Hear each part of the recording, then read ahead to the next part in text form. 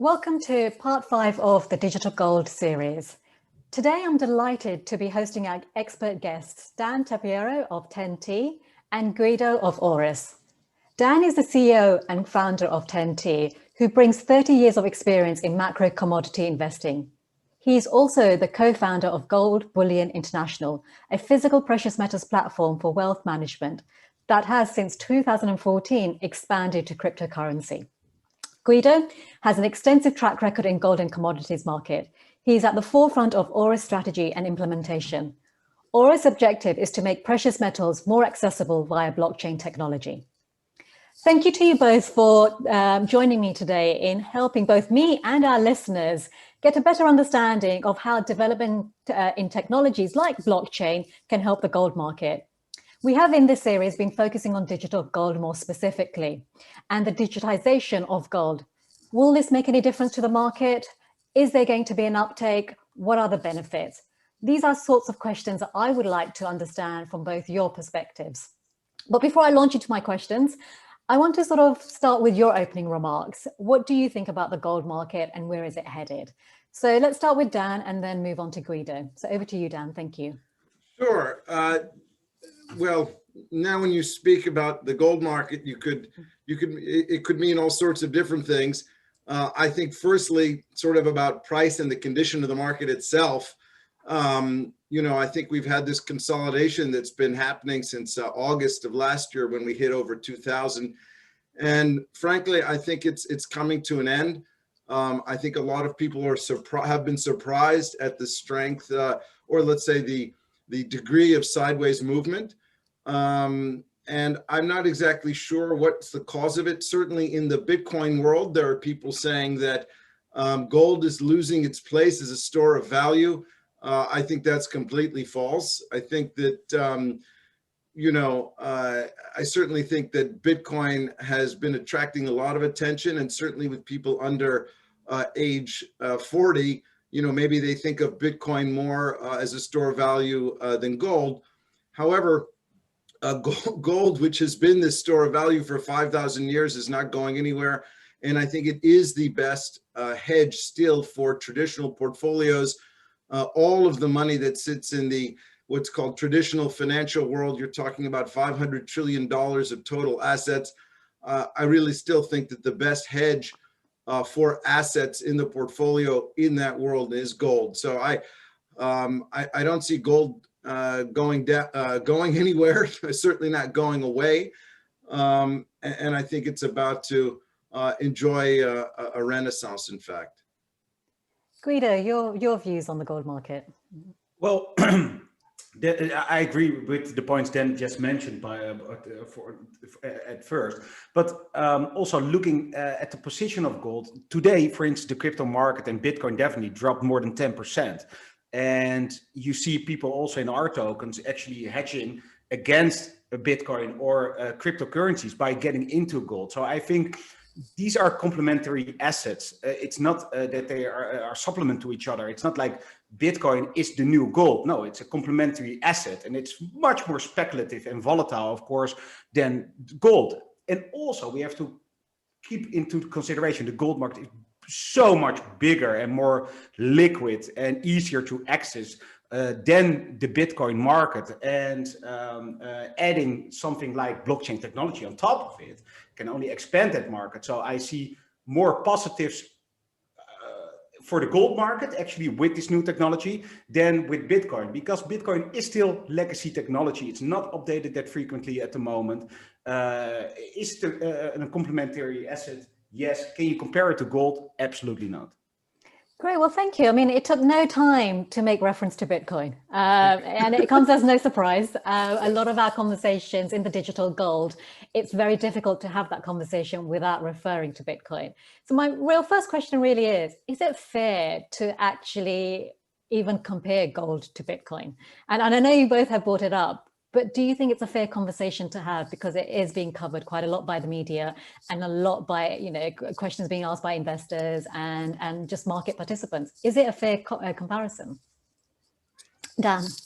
Yeah, well, look, I think that some of the tenets behind the hard money school apply to both. And there are aspects of Bitcoin that are hard money. You know, it is, of course, as you know, limited in supply, you know, that in the way that gold is as well.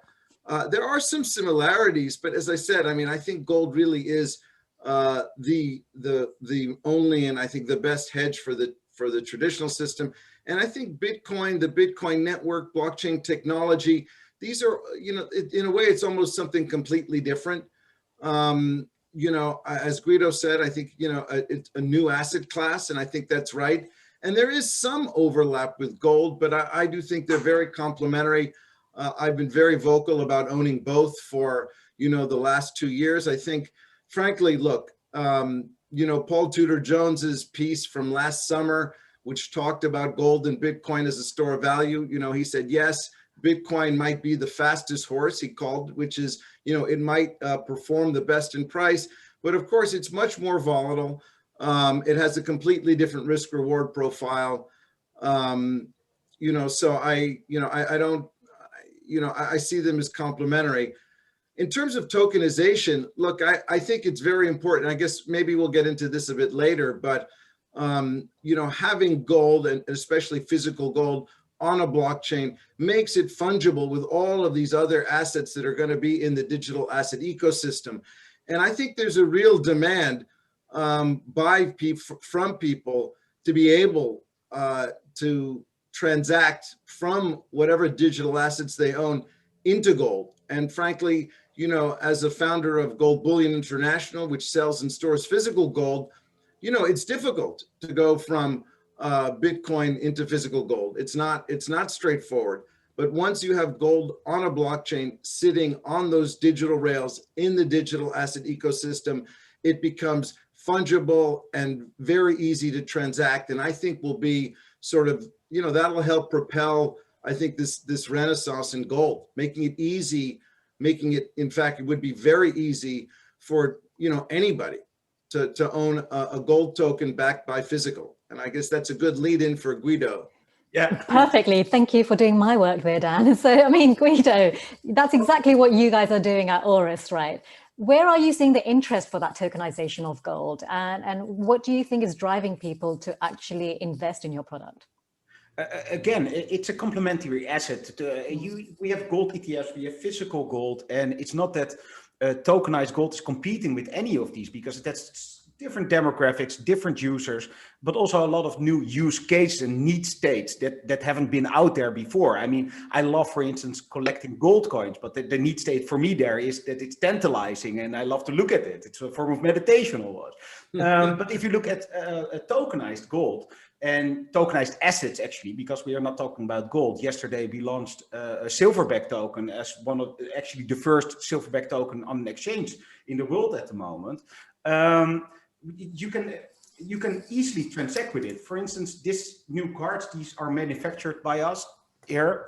This payment cards, they came in yesterday. This is a multi-asset card that holds gold, silver, platinum, and our DeFi token, Aurus DeFi. So what can you do with this card? You can actually pay.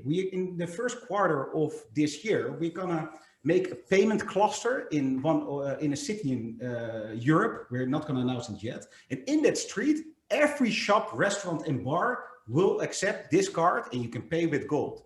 I mean, and this is exciting. This is not a Visa card. It's a vault signer card. You sign the transaction with this private key on the blockchain. It's not a Visa. It's not a MasterCard. It's on the blockchain. So there's no middleman there. This is possible with technology we make. And we are a technology company. We don't hold the gold, we don't hold the silver, we don't hold the platinum. Our partners, for instance, in Chile, Argentina, Turkey, London, Singapore, the US, they provide bullion to vaults, independent vaults like Brinks and Loomis, and which is independently audited again. And on top of that, we just provide the services that makes it possible to make instant, frictionless transactions all around the world, while we also have settlement layers via exchanges, for instance, CEX, where you can go find the liquidity you need. If you have a kilo of silver in tokens, so 1000 AWS, or you have a kilo of gold, 1000 AWG tokens, you go to the exchange, sell it for euros, dollars, sterling, and get it out to your bank account. So it's the ecosystem that we built connects all these little dots, and actually for the traditional gold market. So it's not that we as a central solution say, hey, we're going to make a gold token, or we are a refinery, we're making a token, or we are a company, we make a token. No, we just made a software layer for all these traditional market participants to hook onto and use it in actually together. I mean, Dan, did you have a view on that? I mean, we've obviously heard Guido talk about digital gold being used as a payment mechanism. And we actually ran a webinar on this last month, talking about payments, and actually did have MasterCard on the webinar, as well as MoneyGram and, I mean, another service provider, MTech, that were talking about, you know, digital gold can be used to help with the payment systems. And actually, you know, Guido has only just gone and sort of further strengthened the argument where that does help.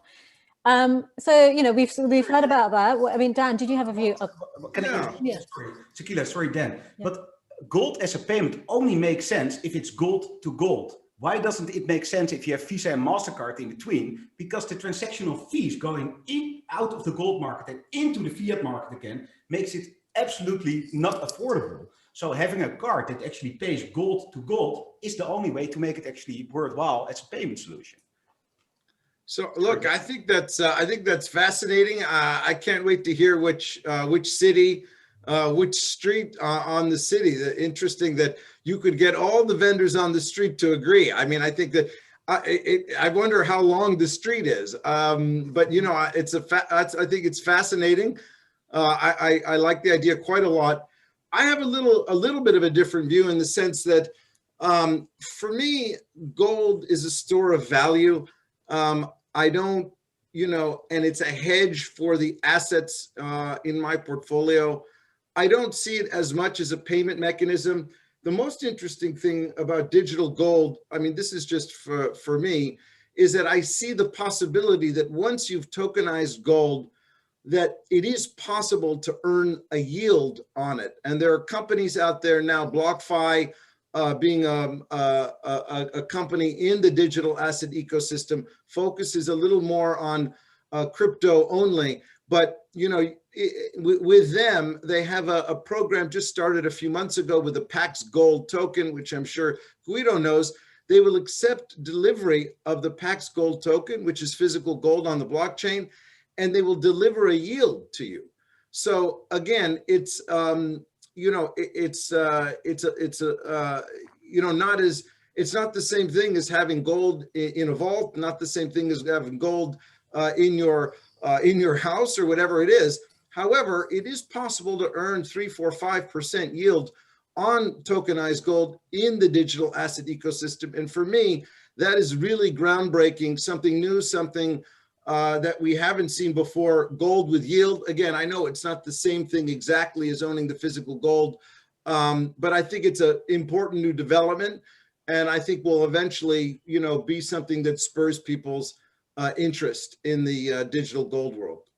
So, I mean, and I totally agree. This is amazing. We're gonna launch actually staking, so the yield generator on gold and also silver as soon as next month. And it's a game changer because it creates a little bit of sexiness around gold again, because not only you can have different need states. For instance, you want gold as a store of value. I want it to pay in that street for my beer, maybe together with you. But also I want to have that little bit of yield on this gold account, and I can stake it. So via the multi-asset app that we develop, you can stake it in these different liquidity pools around the world that they are out there already. And I think that is probably one of the biggest innovations that you can do in the gold market right now, because you have so many people arguing against gold as an asset that doesn't generate yield. No, that's history. That's history. It's happening now. Right, Sakhila. I mean, it's important to say that the problem, you know, Warren Buffett had for 30 years, you know, before he took that big stake in the gold miner last year, was that constantly gold doesn't yield anything. You know, constantly you hear this from especially Americans and, you know, equity Americans focused only on equity. And so now we have a real viable solution. And we, you know, so the problem that, you know, he had pointed out about gold for years, I don't want to say it's been completely solved because it's very early stage, but I do think that it is the future. And, you know, I think you'll start seeing, you know, more of a, you know, it's not a deep market at the moment, but I think it'll start to become in the next year or two. So just pausing on that, it's not a deep market at the moment, which is quite clear to everybody. Why is it perhaps then not taking off as quickly as Bitcoin or some of these other cryptos have taken off? What's slowing it down, if I can use that term then? Well, Guido, what do you think? You have a product yourself. I personally don't think it's been slow. I think it's just there's normal uptake. You know, Bitcoin is something completely different. I don't know that their trajectory should be on the same path. Bitcoin has only existed for 12 years. You know, it's at a very early stage of its growth. So I actually think the development has been, you know, proceeding as I would have expected. I just think it's about the marketing out there, and most people are not aware even that you can get yield in a stable way on their gold. I mean, there are very few, you know, I would say marketing devices. I mean, LBMA and World Gold Council, and then you have a few private companies like mine, GBI, you know, but there are very few companies that have been around for, let's say, more than 10 years that are out there actually getting the word out. My firm, you know, hardly has a marketing apparatus. So I just think that it's, you know, it's more about, you know, people becoming aware of it. I mean, Guido, wouldn't you say that's true? I totally agree. To be honest with you, we founded this company in 2018, and we're this year, 2021. You can go to a shop in a month or two time and buy a coffee on a peer-to-peer card. So I think the adoption rate at this moment is exponential. And definitely, if you look, I mean, DeFi is something that's going to change and rock the entire financial world. And not just talking about the precious metals markets, but decentralized finance is something that is so, I think, so cool and so innovative. It will shake the groundfest of any bank in the world. And having that in place, I think adoption will only accelerate, and it also has to do something with UX. I mean, if you look at how difficult it was 10 years ago to buy a cryptocurrency or a Bitcoin, and how easy it is nowadays, or to go to a company that then mentioned BlockFi to earn interest, these are super user-friendly portals, and user-friendliness is only increasing. So people that had difficulties accessing this market now have super easy access. And the other thing that of course was out there, that having a wallet secure, because you on an Ethereum or a Bitcoin wallet, you have two keys, a private key and a public key. And you should have this private key, you have it secured with all these words, etc., etc. Now we cornered that problem because this is a private key. So you don't need all these words and all these passwords. You just need this card that you can scan via the NFC chip on your phone, and it opens up your bank account. Guido, what do you do if you lose the card? Do you have some sort of insurance? I'm just wondering.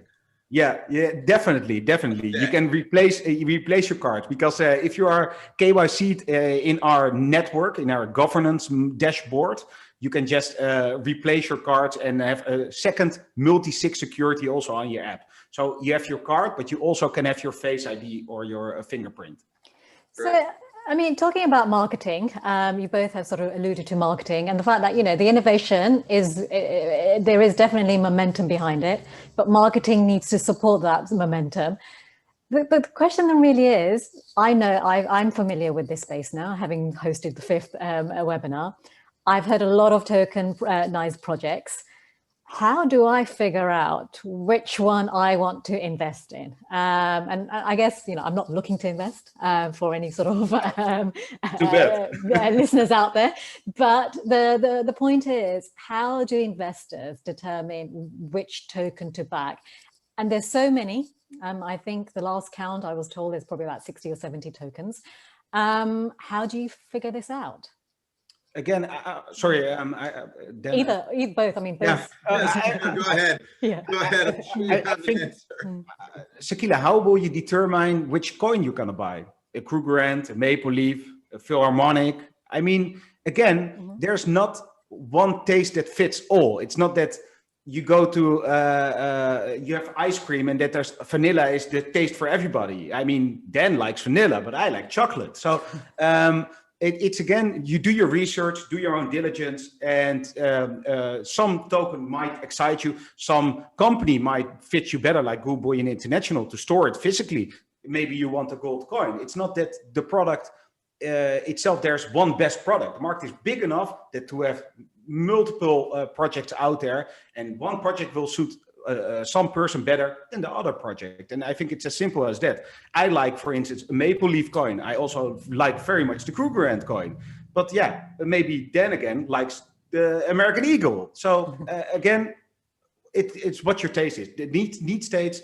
And that's something we have been researching a lot in the last 2 years in all our markets in Africa, in Asia, in Latin America. What is the need state and the problem we solve for ours, and what is the demographic group that we can reach over for our company? And I don't see our Paxos or Fringe as a competitor. I mean, Paxos is actually fantastic that's out there because it's also an advocate for our market. So I'm very happy that's out there.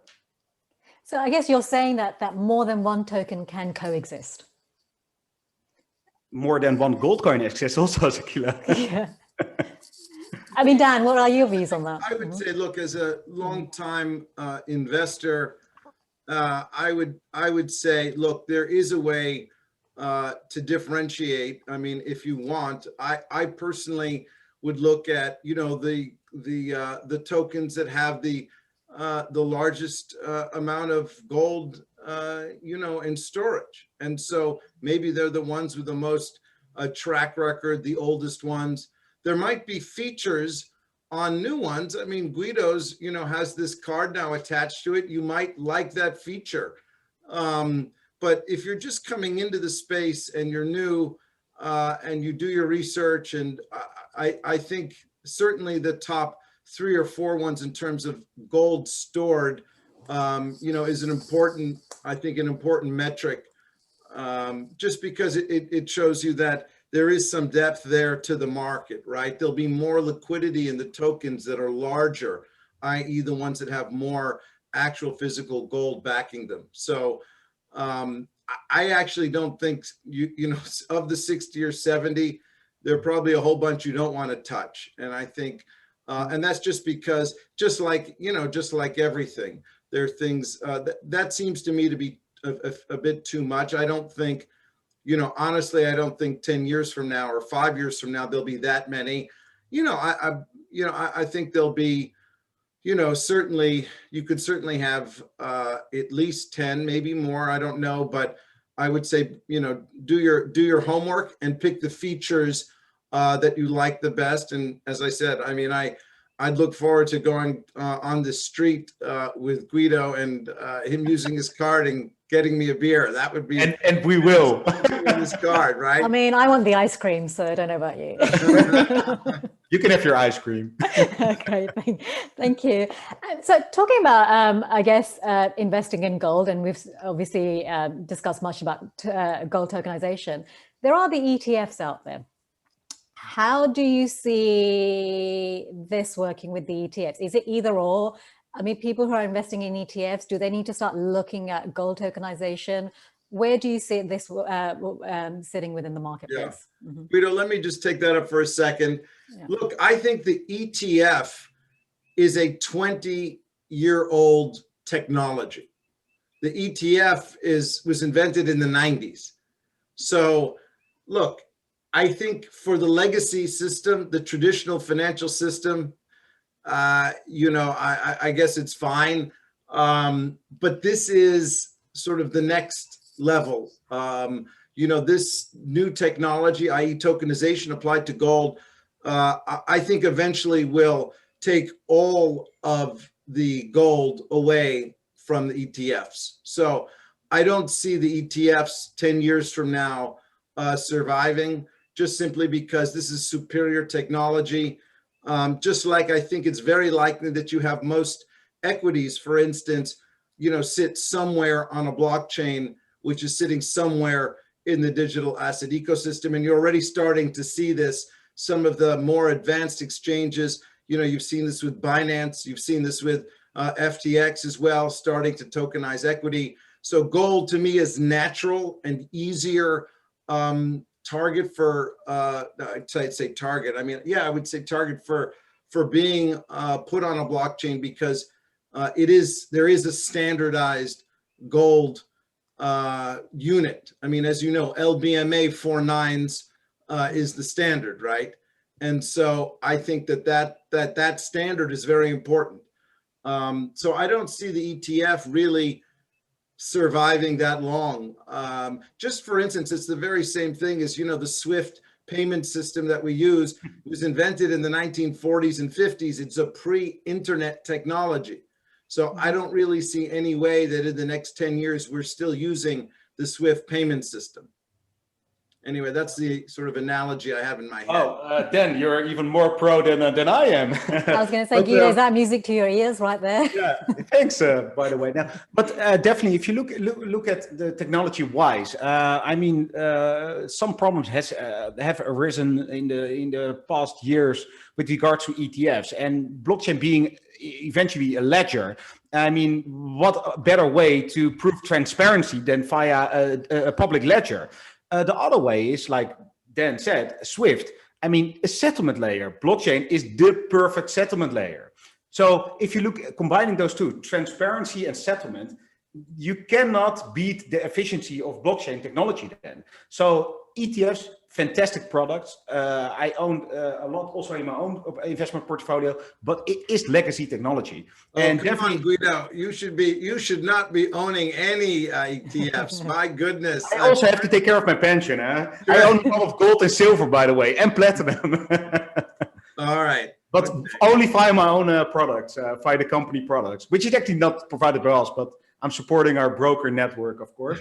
But definitely, if you look at the future, I mean, it's so easy to own digitized or tokenized precious metals. It's super efficient to get in or out it. You can super easily swap with it. I mean, if you look at an ETF, how static it is and how hybrid, for instance, tokenized precious metals can be, you can get in or swap via the different metals instantly via these technology. That's also something that we will incorporate in our next updates. So having a portfolio in a tokenized precious metals instead of in the form of ETFs makes it much more liquid, transactionable, and also swappable. Well, okay, Guido, you might be forgetting one of the most important things is that, you know, hold on, you have an ETF like GLD that actually charges you, I think, 40 basis points per year. 40 basis points per year. Yeah. You can own your tokenized gold and actually earn a yield. Yeah. So as an investor looking for return, I have no idea why you would ever own an ETF and pay 40 basis points for it when you can own a gold token and earn a yield on it. It makes no sense to me. And I think it's just a matter of getting out there and you know, preaching the gospel in a sense, right? Doing interviews like these, etc. But the next month, for instance, then we will start our staking campaigns also for Aurus Gold. That will get probably generate yield between 2 and 4%. Oh, very nice. So, very nice. And if you look at the gold lending rate, it's 20 BPS at the moment or something. I'm not. I haven't looked today, but like I said before, DeFi, decentralized finance, makes this possible, cutting out all these layers of cost inefficient persons and companies in between.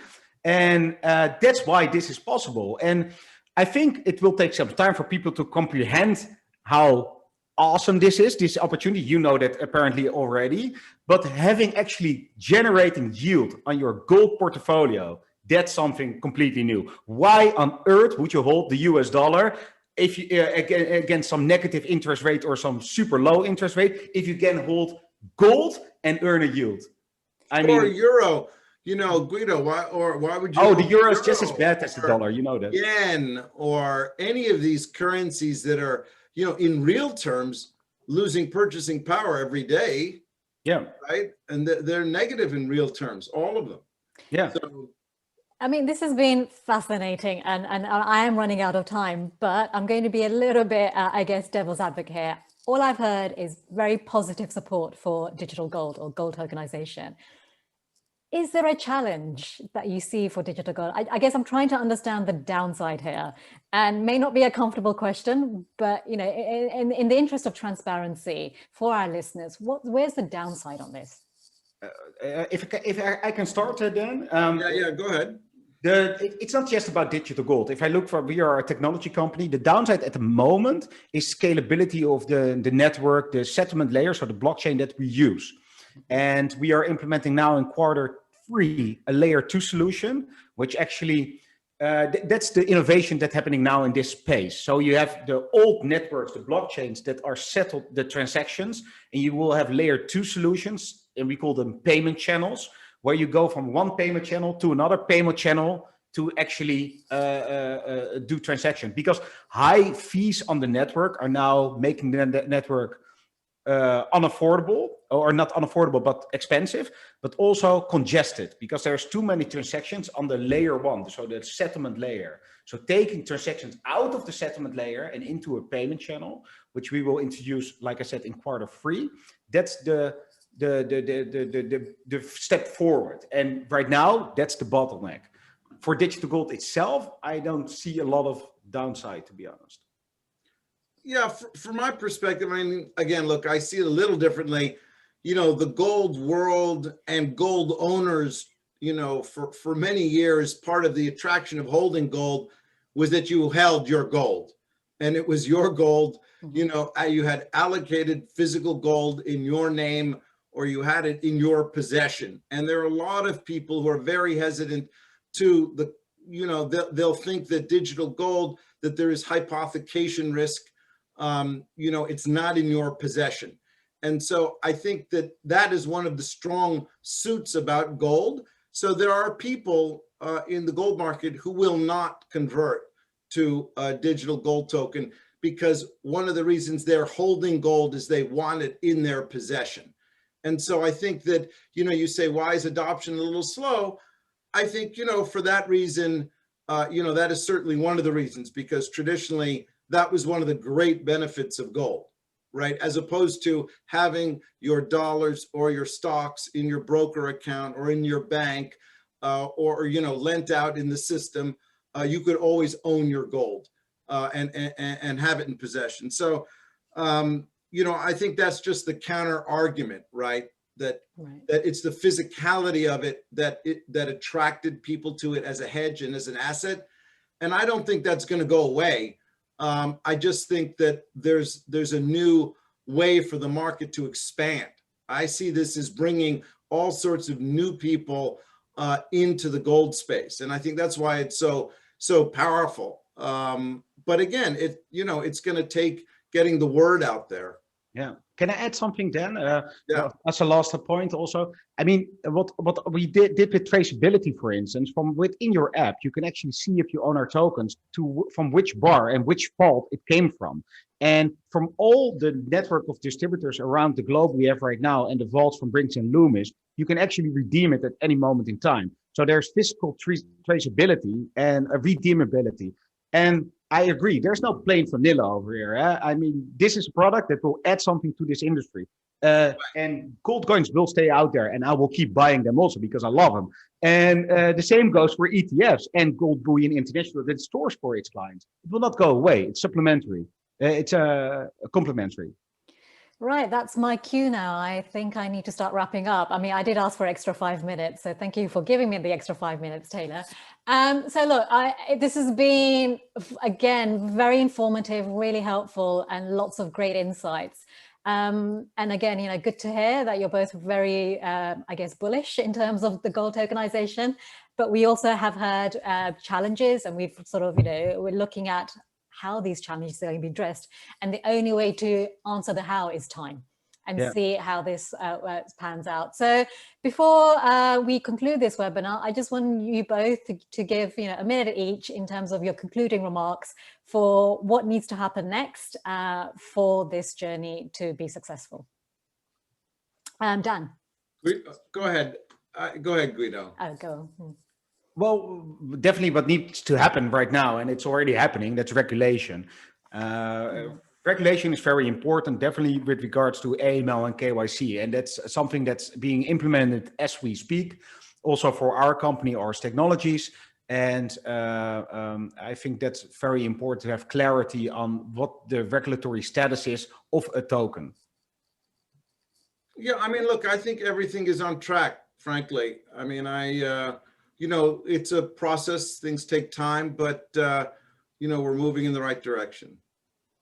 Great. Okay. Well, thank you again for your time to you both in both Amsterdam and Greenwich in the US.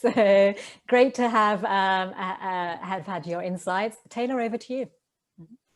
Thanks very much, Sakhila, and I echo the thanks from Sakhila to you both, Dan and Guido. If anybody listening to this does have any questions, please let us know.